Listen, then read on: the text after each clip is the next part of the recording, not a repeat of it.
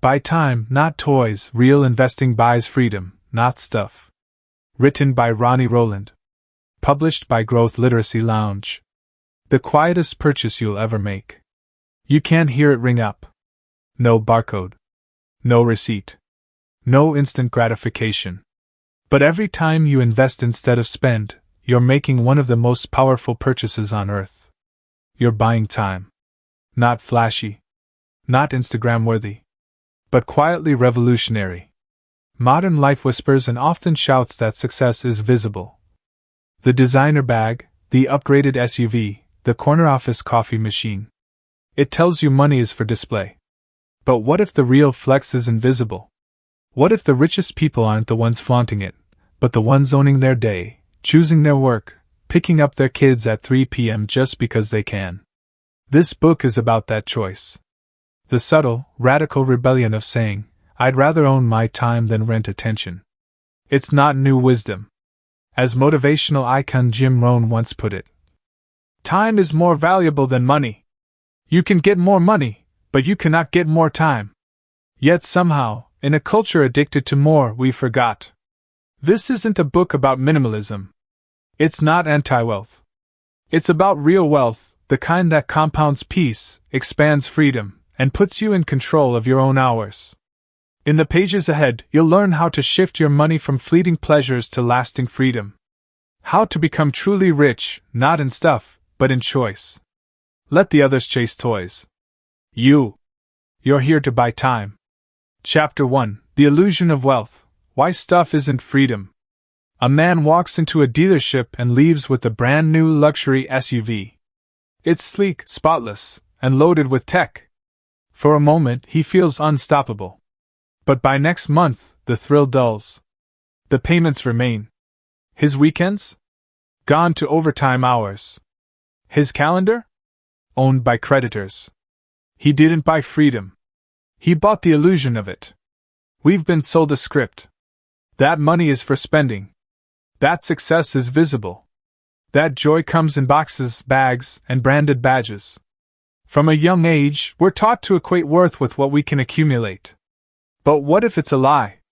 What if the real price of all that stuff isn't just financial, it's the very hours of your life?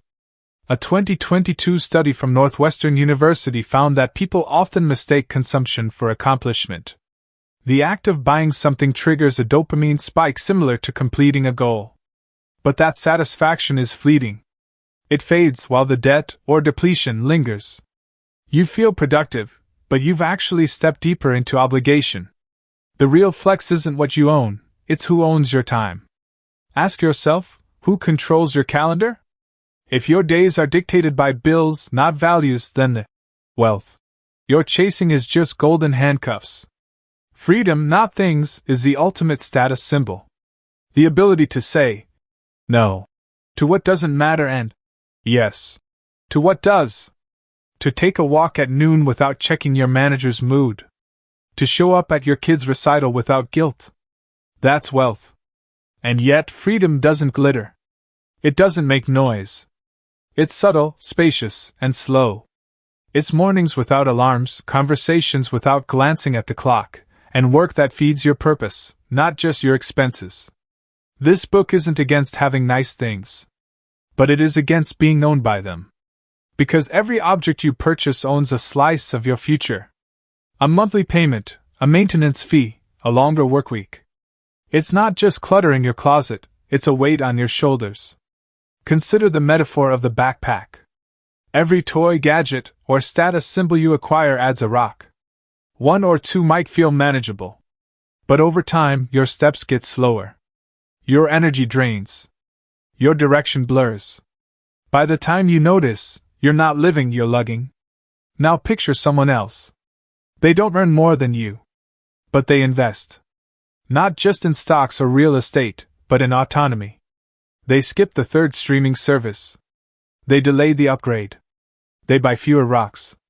And slowly, their backpack gets lighter. Their options widen. They aren't richer in stuff. They're richer in time. Here's the hard truth. The world is engineered to keep you consuming. Marketing works best when you're tired, insecure, and distracted. That's not accidental, it's intentional. A culture of chronic buying is a culture of chronic busyness. And the antidote isn't more money. It's a new mindset. Begin seeing every dollar not as a tool to acquire, but as a vote. A vote for your future. A vote for your freedom. A vote against being owned. The next time you reach for a quick purchase, pause. Ask yourself, is this buying me joy, or is it costing me peace? The people who own the most stuff don't always live the fullest lives. The ones who live fully? They buy time. The appearance of wealth often masks deeper financial and emotional burdens. Real wealth is measured by control over your time, not your possessions. Each purchase is a choice between instant gratification and long-term freedom. Where in your life are you mistaking consumption for freedom? Review your last 5 non-essential purchases. Would you make the same decisions if each dollar equaled an hour of your life? Chapter 2: The Cost of Toys. Hidden price tags on your life. A man buys a jet ski. On the surface, it's a win: summer weekends on the water, wind in his hair, laughter echoing across the lake. What the ad didn't show was the trailer, the gas, the maintenance, the storage fees, the insurance. What it never mentioned was the Saturdays lost to repairs, the evenings spent working overtime to pay the bills, the slow bleed of stress from owning more than he could manage. Every toy comes with 2 price tags, the one on the sticker, and the one on your life. Most people only calculate the first. That's the trap. The $499 gaming console isn't $499 if it costs you 10 weekends of lost momentum on your side business. The $60,000 car isn't $60,000 if it locks you into 5 years of extra shifts, missed dinners, and sleep-deprived mornings. We don't buy things with money. We buy them with time. Money is just the middleman. A Harvard Business Review study found that people who prioritize time over money consistently report higher life satisfaction. Not because they're poorer, but because they're clearer. They see what they're truly trading when they spend, not dollars, but life force. Not numbers in a bank account, but mornings, moments, and mental energy. And toys are especially deceptive. They look like freedom. But often they chain you. New phones demand accessories, upgrades, and attention. Recreational vehicles demand storage, fuel, and repairs. Even fashion demands time, choosing, matching, maintaining. Stuff multiplies its neediness. There's a reason high-income earners still feel strapped for time. The more they earn, the more they buy. The more they buy, the more they must maintain. The cycle continues. It's not income that makes you free, it's intentionality. Think of your life like a garden. Every object you bring in is a plant. Some yield fruit. Others just soak up water and block the sun. A few may even carry weeds that spread silently. The trick is knowing the difference.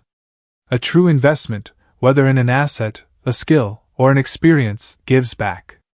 It compounds. It creates future space. Toys, by contrast, often consume. They demand attention long after the thrill has vanished. No one is saying you can't enjoy nice things. The key is to know why you're buying. Is it joy or status? Relief or comparison? Fulfillment or distraction? Because here's the danger. Toys don't just drain time and money. They dull vision. When your energy is spent on managing stuff, you lose sight of what matters: your goals, your growth, your relationships. You don't feel buried. But you are. And marketers know this. They don't just sell products. They sell identities. They tie ownership to self-worth. That's why people will finance something they can't afford to feel, for a brief moment, like someone they admire. But respect isn't built through what you buy. It's built through what you build. And building takes space, mental, emotional, and temporal. Space toys often consume. Start looking at purchases through a new lens. Not can I afford this? But what will this cost me over time? Ask what it steals from your schedule. What it demands from your focus. What it delays in your freedom. Because the real cost of toys isn't money. It's the life you could have lived without them. Toys often carry hidden time, energy, and opportunity costs. Spending is not just a financial transaction, it's a trade of life and focus. Real wealth builds capacity. Most toys reduce it. What toys in your life are quietly costing you the most valuable resource, your time? Identify one item you own that feels more draining than rewarding. Consider selling it, donating it, or simply using it less. Chapter 3: Calendar Rich, Redefining What It Means to Be Wealthy. A man wakes up without an alarm. He makes breakfast with his daughter, takes a walk before emails, and sits down to work on a project he chose, not one assigned by someone else. His car isn't new. His clothes aren't designer. But look at his calendar, it's full of freedom. He's rich, just not in the way most people measure it. Wealth has been hijacked. Defined by dollars, displayed in square footage, flaunted through filters. But money, when divorced from meaning, is just math. True wealth is the ability to choose how you spend your time. Not everyone with money gets to make that choice. But everyone who makes that choice is wealthy. The average person spends most of their life earning income they rarely have time to enjoy. According to the Bureau of Labor Statistics, the typical American works over 40 hours a week and spends more than 50% of their waking hours engaged in work-related activities, including commuting. If they're lucky, they get a few rush hours each evening and 2 barely restorative days each weekend to call their own. What if success wasn't measured in annual salary but in daily autonomy? What if the richest people weren't the ones with the fullest closets but the ones with the freest calendars? Being calendar rich means you're not at the mercy of alarm clocks, bosses, or traffic reports. It means your time reflects your values, not your obligations. It doesn't mean you don't work. It means your work aligns with your priorities. It serves your life instead of stealing it. We've been conditioned to trade time for money, then money for things, and hope that things give us joy. But the real joy was available all along, in the time we traded away. That's the great reversal this book is calling for. Not the accumulation of more, but the recovery of what's most essential: time. Imagine your calendar like a mirror. What it reflects reveals what you truly value. If it's crowded with tasks you dread, meetings you didn't choose, and errands that never end, then it's not reflecting wealth, it's revealing captivity. But if it shows space, intention, creativity, and connection, then you're living like the truly rich already do. This doesn't mean quitting your job tomorrow. It means starting to buy back hours instead of handbags. It means investing in assets that generate income without your constant presence. It means creating margin, so one day soon, you get to decide what your Wednesday looks like. Time is the only currency you can never earn back. That makes it more valuable than anything in your bank account. And ironically, it's often the first thing sacrificed in the pursuit of wealth. The tragedy isn't in spending time. It's in not owning any of it. To be calendar rich is to reclaim ownership. Not just over how you spend your hours, but over who you become within them. It's shifting from surviving to selecting. From default to design. Don't wait until retirement to start living. That's just another form of deferred life syndrome. Begin now, one decision, 1 hour at a time. Because the true markers of success aren't things you can post online. They're the invisible ones that shape how you feel every morning. A full calendar doesn't mean a full life. But a free one often does. True wealth is measured by time autonomy, not material accumulation. Being calendar rich means aligning your schedule with your values and priorities. The most valuable asset you own is your ability to choose how you spend your time. What would your calendar look like if you were truly in control of it? Block off 1 hour this week for something you deeply value, before obligations take it from you. Chapter 4: The Hamster Wheel Trap. Escape the earn-spend cycle. You wake up, rush through breakfast, fight traffic, work all day, come home tired, scroll, sleep, and do it again. Sprinkle in the occasional vacation or weekend splurge, and that's the life millions have settled for. Not because they chose it, but because the system taught them to run the wheel faster instead of stepping off. The hamster wheel is the most dangerous place to be because it feels like progress. You're moving, grinding, chasing. But if you're earning only funds you're spending, and your spending only deepens your dependence on earning, you're not moving forward, You're circling the same loop in nicer shoes. The earn-spend cycle thrives on momentum. Each new income boost gets matched with an upgraded lifestyle. Psychologists call it lifestyle creep. That better paycheck feels like freedom, until the higher rent, the nicer car, and the extra subscriptions swallow it whole.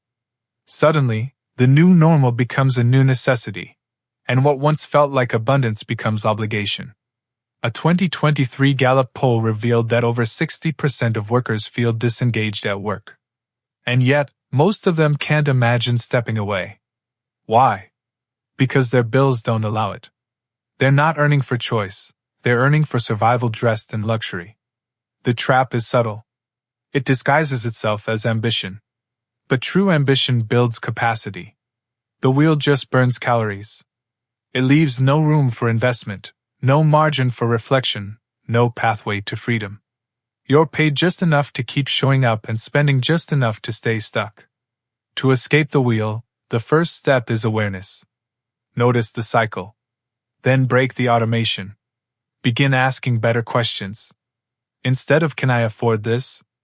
ask, "Will this cost me more time on the wheel?" Instead of "How can I earn more?" ask, "How can I need less?" Needing less is not about deprivation. It's about liberation.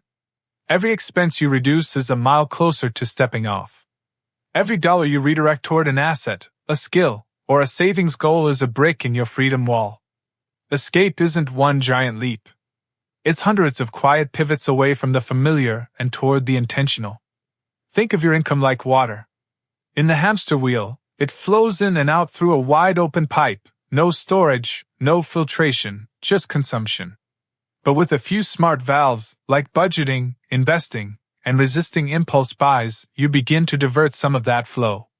Over time, it pools. It builds. It buys you choices. Some will tell you the answer is to hustle harder. But more speed on the wheel doesn't equal more freedom. It often just leads to burnout faster. The real answer is leverage. Not working harder but smarter. Not trading more hours, but using the hours you have to buy back future ones. The hamster wheel whispers that slowing down means falling behind. But behind who? Behind what? The people who appear ahead may simply be deeper in debt, more exhausted, more entangled in a life that looks good but feels empty. You don't need to sprint. You need to step back. Zoom out. Decide what kind of life you want to build, then reverse engineer your money to support it. Freedom isn't earned by running faster. It's earned by running smarter, and sometimes, by stepping off altogether. The earn-spend cycle feels like progress but often leads to stagnation. Lifestyle creep keeps many trapped on the hamster wheel despite higher incomes. True escape begins with needing less, investing more, and choosing intentionality over momentum. Where in your life are you earning just to maintain spending habits that no longer serve you? Identify one recurring expense you can cancel or downgrade this week, and redirect that money to savings or investment. Chapter 5. The Power of Delay. Why Deferred Pleasure Buys Time. A child is offered a marshmallow. If she waits 15 minutes without eating it, she gets 2. It's the famous Stanford marshmallow experiment, and it taught something profound. Those who could delay gratification often achieved better outcomes in life. Not because they were smarter, but because they saw value in waiting. They understood that sometimes, the second marshmallow is worth far more than the first. Adults are no different. Except the marshmallows are paychecks, gadgets, vacations, and impulse buys. And the wait time? It's the space between now and financial freedom. Delaying gratification isn't about deprivation, it's about direction. It means choosing what you want most over what you want now. The marketing world is designed to erode your ability to wait. Every ad screams urgency. Only 3 left in stock. Ends tonight. Don't miss out. These aren't just sales tactics. They're engineered to hijack your brain's reward system. Because impulse keeps you spending, and spending keeps you stuck. But the person who delays doesn't miss out. They trade momentary pleasure for lasting power. They choose to build assets that produce instead of consume. They know that joy isn't found in the package on the porch, but in the space it creates down the road. There's a deeper kind of pleasure that comes not from possession, but from position. The pleasure of waking up without stress, of knowing your money works harder than you do, of walking past the sale rack and realizing you don't need anything they're offering. That's the power of deferred gratification. It sharpens your focus, strengthens your resolve, and funds your future. In behavioral finance, this is called time preference. High time preference means you seek immediate reward. Low time preference means you're willing to wait for a bigger win. Wealthy individuals tend to have lower time preferences. They think in decades, not days. They ask not what a purchase costs now, but what it costs them later, in time, options, and peace. Delayed gratification doesn't mean never enjoying life. It means enjoying it on your own terms. It means saving for the vacation without credit cards. It means investing in a rental property now so you can buy the freedom to take weekdays off later. It means skipping the fifth streaming service so you can fund your child's college or your own creative project. Consider the oak tree. From acorn to towering presence, it takes years. But its shade lasts for generations. Fast-growing plants come quickly, and die just as fast. When you invest your time and money in things that take time to grow, you're creating something durable, something rooted. And roots matter more than reach. Every time you choose to delay, you're doing something most people won't. You're betting on yourself. You're refusing to let the world dictate your values. You're saying no to the flash so you can say yes to the foundation. This mindset is not about guilt. It's about clarity. You're not rejecting pleasure, you're reframing it. You're recognizing that a life of freedom is made of thousands of small choices to wait, to invest, to pause. And every pause builds momentum. Eventually, the rewards show up. Not just in your portfolio, but in your peace. In the mornings you own. In the obligations you get to decline. In the long-term joy that instant gratification never delivers. Because when you delay wisely, you don't lose pleasure, you compound it. Delayed gratification isn't about missing out, it's about multiplying value. Low time preference builds wealth by shifting focus from now to next. Choosing to wait is choosing to invest in your long-term freedom. What is one area where waiting could unlock a better, richer outcome for you? Identify one purchase you've been planning. Postpone it for 30 days, and allocate that money to savings or investment instead. Chapter 6. Investing is Rebellion. How to buy your freedom. The world doesn't want you free. It wants you obedient, predictable, and dependent. A reliable worker. A regular customer. A quiet consumer. That's why investing, real investing, isn't just financial. It's radical. It's a protest against being owned. Every dollar you invest is a dollar that no longer needs you to show up and trade your time for it. Spending is easy. Investing is defiance. Spending fits the narrative, work hard, reward yourself, repeat. Investing breaks the cycle. It says no to instant gratification and yes to long-term control. It shifts the power from your employer, your creditors, and your impulses back to you. But most people never cross that line. They stay on the treadmill because the system has trained them to. Schools teach earning, not ownership. Jobs offer benefits, not equity. And marketing makes investing sound boring compared to the dopamine rush of buying something new. No one hands you freedom. You have to fund it yourself. When you invest, you're not just putting money into a market. You're putting it into your future self. You're buying future Tuesdays with no meetings. You're purchasing mornings with your kids, hours to write, space to breathe. You're choosing to be the owner, not just the labor. Even small investments are powerful. A $200 monthly contribution to an index fund may not feel like much. But left untouched, compounded over decades, it becomes a force greater than most luxury paychecks. Not because of size, but because of consistency. Because it's money working for you while you sleep, not money vanishing the moment it's spent. And here's what makes it rebellion. It requires vision. You have to imagine a future no one else can see. You have to choose patience in a culture of urgency.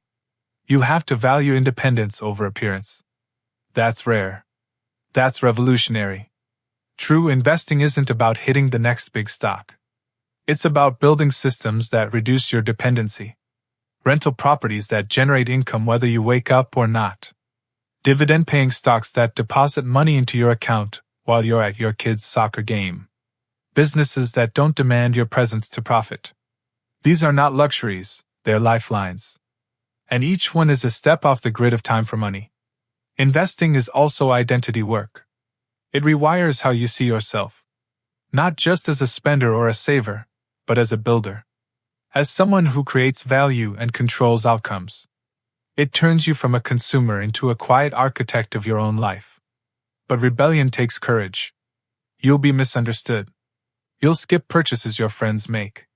You'll be called cheap when you're actually strategic. You'll delay when others indulge. But while they work to fund the next upgrade, your assets work to fund your freedom. And one day, that freedom shows up. Not as a lottery win, but as an ordinary Tuesday where you don't have to go anywhere. As a phone call you can take without rushing. As a trip you don't have to request permission for. It arrives slowly, then all at once, and it's sweeter than anything you could have bought. That's why investing matters. Not for status. Not for retirement parties. But for the quiet revolution it funds, a life that's yours. Investing is a radical act of independence in a system built on dependency. Even small, consistent investments compound into powerful freedom over time. True wealth is ownership of time, choices, and future outcomes. What's one area of your life where investing could shift you from dependency to ownership? Open an investment account if you haven't already, and schedule an automatic monthly contribution, no matter how small. Chapter 7: Compound Time: How Smart Money Multiplies Options. Money grows. That part is obvious. What most people miss is that time does too, when used correctly. Just like compound interest builds wealth quietly and exponentially, compound time builds freedom the same way. It multiplies options, not just savings. It turns small sacrifices into wide-open days. At first, the results are invisible. You choose not to upgrade your phone. You invest the difference. Nothing changes overnight. You still wake up to the same schedule, the same responsibilities. But beneath the surface, something is shifting. A machine is beginning to move, powered by discipline, multiplied by time. The concept is simple. Money that works without your involvement gives time back to you. But it's not just about hours saved. It's about choices gained. Compound time means you're slowly buying back your ability to say no. To walk away. To design, not just react. Albert Einstein reportedly called compound interest the eighth wonder of the world. Not because of the math, but because of the momentum. The first few years feel like crawling. Then it starts to build. Then it takes off. Freedom works the same way. It often begins in obscurity, in the small daily choices no one sees. Then one day, your calendar looks different, and you realize you're free. Time freedom doesn't arrive in a single event.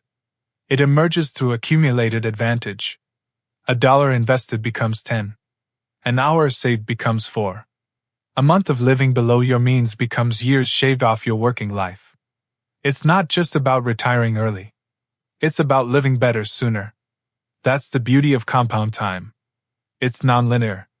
Small inputs today can lead to massive openings tomorrow. But the system only works if you trust the process. Most people give up too soon. They trade compounding for consumption. They interrupt growth for gratification. And they wonder why life still feels tight.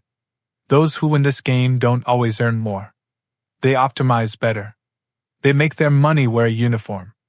Every dollar gets a job. Every investment has a purpose. It's not about frugality for frugality's sake, it's about direction. Each smart decision builds on the last until freedom becomes inevitable. Think of your life like a staircase. Each step of investment, financial or otherwise, lifts you higher. At first, you're just slightly above the ground. But after dozens of steps, you're viewing your life from a place most never reach. You can see farther. Choose better. Live quieter. What makes compound time so powerful is that it sneaks up on you. You're just making better choices. You're just saying no to excess. Then one day, you're saying yes to a Tuesday afternoon walk. Yes to turning down the client that doesn't align. Yes to pulling your kid out of school for an impromptu adventure, because your life can flex around what matters. But here's the truth, you can't experience compound time if you keep resetting the clock. Every time you cash in long-term potential for short-term thrills, you start over. Every time you finance today at the expense of tomorrow, you erase the progress you've built. Freedom compounds when consistency is honored. When you keep showing up. Keep saving.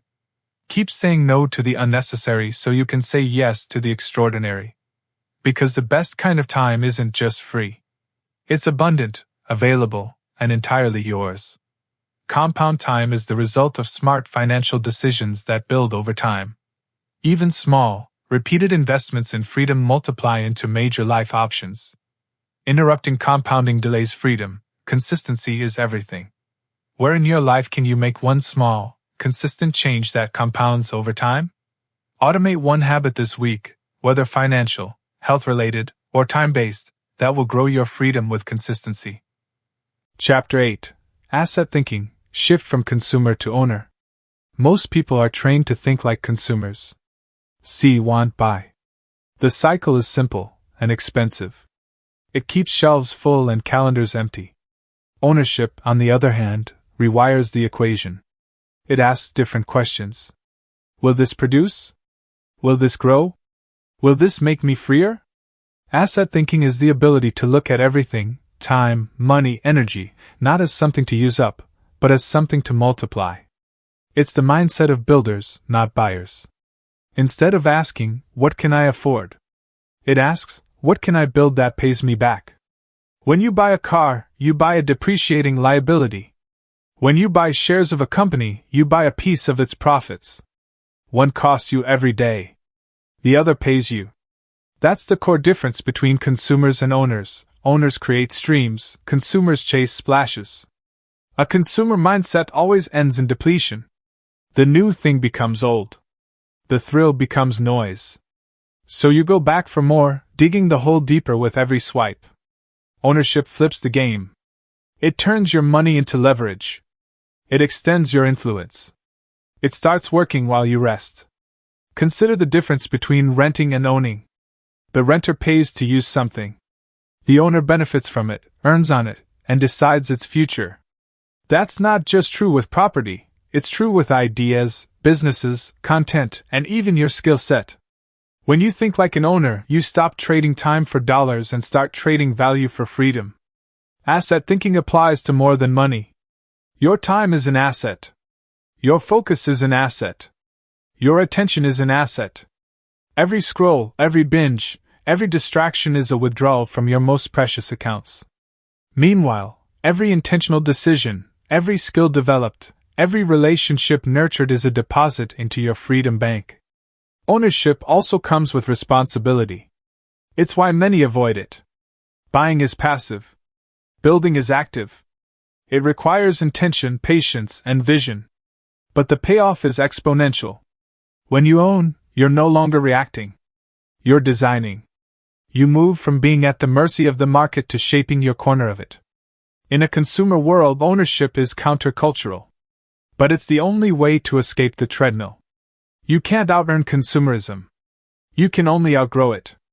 That starts by shifting your identity from one who spends to one who multiplies. Ask yourself, is this thing I'm about to purchase going to generate future freedom or consume it? Does it drain or deliver? Assets aren't always glamorous. Sometimes they're quiet, patient, and boring. But they show up every month with dividends, rent checks, growth, and options. That's the kind of wealth that compounds. Not just money, but margin, space to live how you choose. Start simple. Learn what qualifies as an asset. Study the types that fit your life: real estate, equities, digital products, intellectual property. Look at your current budget and find one place to redirect consumption into ownership. Small hinges swing big doors. The shift is slow, but every move toward ownership is a move toward autonomy. Because the truth is, consumers follow trends. Owners set them. Consumers rent lifestyles. Owners fund them. Consumers get distracted. Owners stay focused. If you want to buy time, not toys, you have to stop living like a renter in your own life. Think like an owner. Build like one. Invest like one. Because freedom doesn't come from what you consume, it comes from what you create. Consumers trade money for things. Owners trade money for freedom. Asset thinking multiplies time, wealth, and influence over time. Every decision is a chance to either rent the moment or invest in the future. In what area of your life are you still thinking like a consumer instead of an owner? Choose one monthly expense to convert into an investment, no matter how small, and set it on autopilot today. Chapter 9: Time Billionaire, Living Like You're Already Free. Imagine waking up tomorrow with 86,400 seconds deposited into your life account. That's what happens every day. Time flows in like capital. The question is, how are you spending it? Most people budget money but squander hours. Yet time, not cash, is the real currency of a rich life. If you had all the money you wanted but no freedom over your time, would you still consider yourself wealthy? A time billionaire isn't someone with a massive bank account. It's someone who owns their calendar. Someone who understands that wealth is measured not by possessions, but by presence. Not in square footage, but in attention. Not in net worth, but in the ability to choose how to spend a Tuesday morning. According to a global Gallup survey, only 15% of people feel engaged at work. The rest feel stuck, tired, or trapped. Not because they're incapable, but because their time is spoken for. They live on autopilot, trading golden hours for fleeting paychecks. When life becomes a loop of obligations, you're not living, you're leasing. But something powerful happens when you begin to treat time like treasure. You start protecting it. You become intentional. You build boundaries around it. And most importantly, you invest it into relationships, health, learning, creativity, rest. Not someday, but now. Living like a time billionaire doesn't mean escaping responsibility. It means approaching life as if your time already matters. Because it does. You don't need to wait until you're financially independent to start valuing your hours. You can begin with what you have. Owning your morning routine. Guarding your weekends. Saying no to what doesn't align. The irony is that once you start living like your time matters, your money starts to follow. You make better decisions. You stop wasting cash trying to buy back hours you gave away. You invest, save, and build, not to get rich, but to stay free. There's a moment in every time billionaire's journey when they realize freedom isn't something they achieve, it's something they practice. It begins in how they think. It grows in how they act.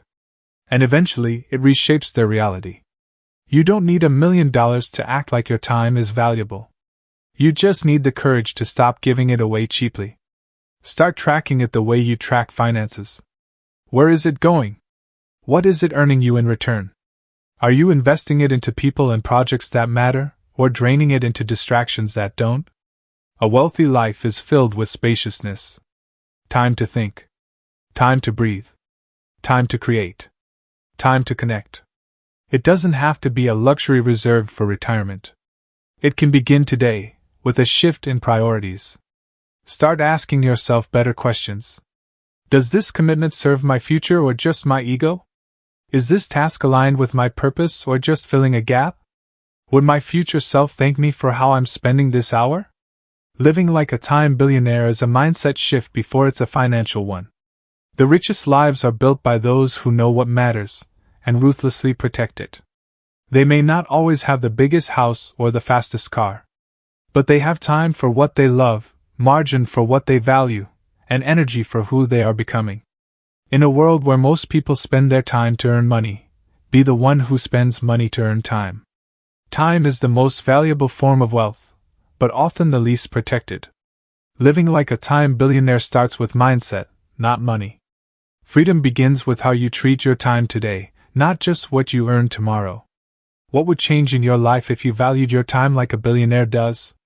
Block 2 hours this week for something deeply important, and treat it like an unbreakable appointment.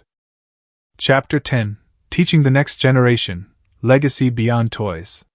Children don't just hear what we say, they watch how we live. They notice what we celebrate, what we chase, and what we sacrifice. And if we're not careful, they'll inherit not just our assets, but our assumptions. If we teach them that money is for toys, they'll spend their lives accumulating. If we show them that money is for freedom, they'll spend their lives building. In a culture that equates childhood joy with stuff, it's easy to fall into the trap of buying affection. New gadgets, branded clothes, weekend splurges, these become symbols of love. But what if the greatest gift we could give wasn't wrapped in paper, but modeled in behavior? What if legacy wasn't what we hand down, but what we pass on through example? The average American child sees over 40,000 ads per year. They are groomed from early on to become consumers. The world teaches them to want, to crave, to compare. But they aren't being taught how to delay, how to invest, or how to value time. That job falls to us. Teaching the next generation about freedom starts with redefining success. It's not the latest tech or the fanciest clothes. It's waking up excited about your day. It's being able to choose your work. It's having the margin to be present, generous, and well. Show them what it looks like to live below your means, not because you have to, but because you choose to.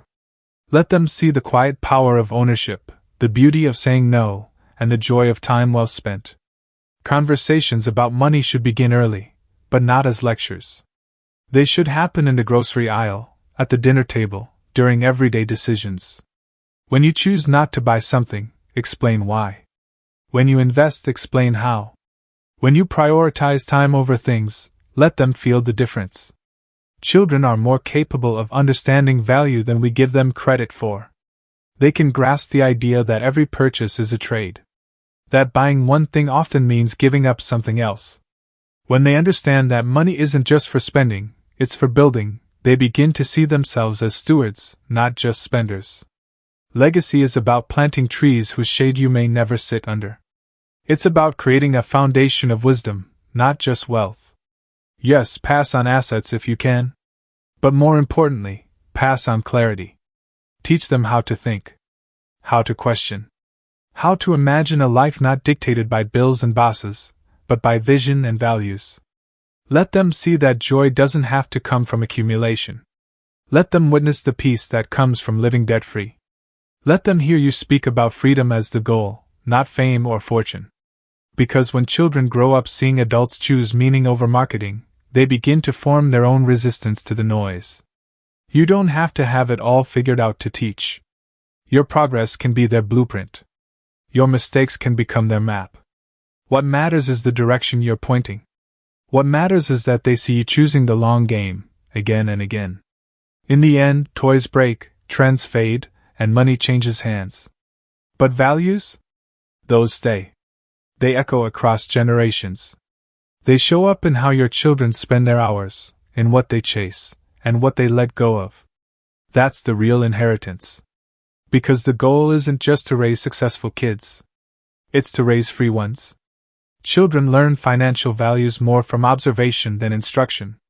Legacy is more about modeling ownership, wisdom, and time freedom than passing down money. Teaching them the value of time and intention creates generational impact. What is one belief about money or success you want to model for the next generation? Start one financial or freedom-based conversation with a young person this week. Simple, honest, and practical.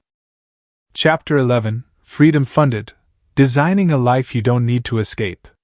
Most people dream of vacations that feel like an escape. But what if your everyday life didn't feel like something to run from? What if your schedule didn't exhaust you? What if your days felt designed, not endured? That's the goal, not just financial independence, but a life so aligned that freedom is felt, not just funded. The trap many fall into is building wealth for a future they can't picture, while burning out in the present they barely survive. They tell themselves they'll slow down later, they'll live better later, they'll rest when they've earned it. But later rarely comes the way they expect. Health changes. Responsibilities grow. Energy fades. Freedom must be integrated into the life you're building, not postponed until some vague finish line. Designing a life you don't need to escape begins with asking better questions. Not how much do I need to retire? But what does enough look like now? Not how can I afford that dream house, But what kind of space helps me thrive? When you shift the goal from consumption to connection, from status to substance, you begin to craft a life that fits, not a life that performs. True freedom is funded by decisions, not just dollars. The decision to live below your means. The decision to prioritize ownership over image. The decision to slow down even when the world speeds up. Each of these moments funds your future. Each one becomes a deposit in the account of peace. When you buy back your time, you don't fill it with noise, you fill it with meaning. You find space to think deeply, work deliberately, rest fully. You discover that freedom isn't just open time, it's open intention. The ability to choose who you become. That's what money was always supposed to do, not decorate your life, but direct it. The most powerful lives are not the loudest. They are the quiet ones built with care, shaped by design, protected with boundaries. You won't always get applause for choosing freedom over frenzy. But you'll sleep better. You'll breathe deeper. You'll show up for the things that matter. Financial independence doesn't mean you stop working. It means you stop working on terms that drain you. It gives you the ability to say yes to purpose and no to pressure. To pursue the projects that excite you. To decline the ones that don't. It's not about doing nothing. It's about doing what matters on your time. Look around and you'll see a world chasing more. Bigger, faster, newer. But those who live well chase clarity. They know what enough looks like. They've defined success for themselves. And that's why they're free, not because they reached a number, but because they stopped letting numbers define them. The life you want doesn't live in a someday that never comes. It starts in how you treat today. In how you spend this hour, this dollar, this choice. Every small act of alignment creates momentum. Every intentional moment adds weight to your foundation. So don't wait until the conditions are perfect. Don't wait until you hit the financial milestone. Begin now, with what you have, where you are. Build the life that doesn't need to be escaped. The one that holds meaning on Monday, not just relief on Friday. The one where your time belongs to you, and every choice leads you deeper into alignment, not further into exhaustion. Because real wealth isn't just about having enough. It's about finally being enough, doing enough, and having the freedom to live like it. True freedom is the ability to live in alignment, not just affluence. A life you don't need to escape is built through small, intentional choices. Financial independence is the tool, purposeful living is the goal. What would your life look like if you designed it around meaning instead of escape? Write down 3 simple ways you can make your current life feel more free, and act on one this week. Take care and be well.